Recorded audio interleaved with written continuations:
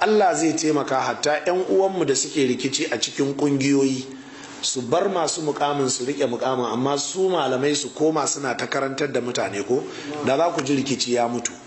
Wane ka ce kai ne shugaban kungiya, to ni ma na yadda kai ne shugaba, na yi maka mubaya'a kai ne shugaba, don haka duk abin da ake na shugabanci ka je kai, ni kuma jama'a ku zo zan karantar da ku, kai ta musu karatu, shi kuma ya ta yawo yana shugabanci, yana ta yawo yana shugabanci.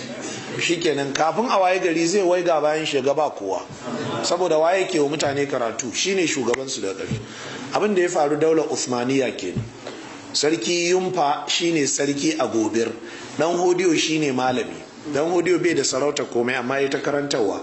Daga ƙarshe sai ya zama sarki Yumfa in yana so ya faɗi magana sai dai ya faɗa dan Hodiyo, dan Hodiyo in ya yarda ya faɗa abi, in bai yarda ba to ba za a bi ba. Dalilin da ya sa ya yaƙe shi kenan, in ba haka ba dan Hodiyo ya karantar da Yumfa, almajirin shi ne, saboda uban shi ne ya kawo shi gidan, ba wajen gwarzo shi ya kawo dan Hodiyo gidan. Da ya kawo shi gidan ya karantar da shi ba wajen gwarzo, ya karantar da Yakubu, ya karantar da Nafata, ya karantar da Yumfa. Duk waɗannan sun dawo sun yi sarauta. To amma a daidai lokacin Yumfa, lokacin ne dan Hodiyo ya yi ƙarfi, ya zama jama'a shi kaɗai suke bi, shi kaɗai suke ji. Don haka ko da sarki ya ce kaza sai a ce ana jiran me dan Hodiyo zai ce. To shine sai madadin ya yi hikima, don Bahaushe ya ce faɗan da ya fi ƙarfinka kamar da shi wasa. A lokacin da sai san hikimar da zai yi, ana tafiya tare da shi, amma sai ga to ai wannan kai ba ka faɗe ba a jin naka, to ina sarauta, sai ga bari ya faɗa da ɗan Hodiyo.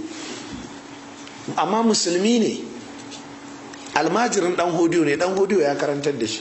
Kun san ɗan Hodiyo a ƙauye yake, sarkin Gobir ne ba wajen gwarzo ya dawo da shi birni, ya ba shi kuma gida, a cikin gidan shi aka yi masallaci ana karantarwa. Don haka kannan sarki da 'ya'yan sarki duk sai suka zama almajiran dan Hodiyo. Su ne ba wajen gwarzo shi ne sarkin a lokacin, sannan sai Yakubu, to sannan sai Nafata, sannan sai Yumfa. Waɗannan ƙanne ne da jikokin ba wajen gwarzo ɗin. To amma sai aka waye gari ɗan Hodiyo magana shi ta yi ƙarfi.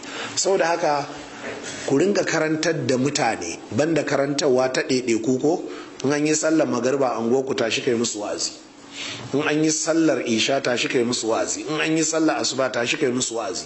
To kwana biyu kuma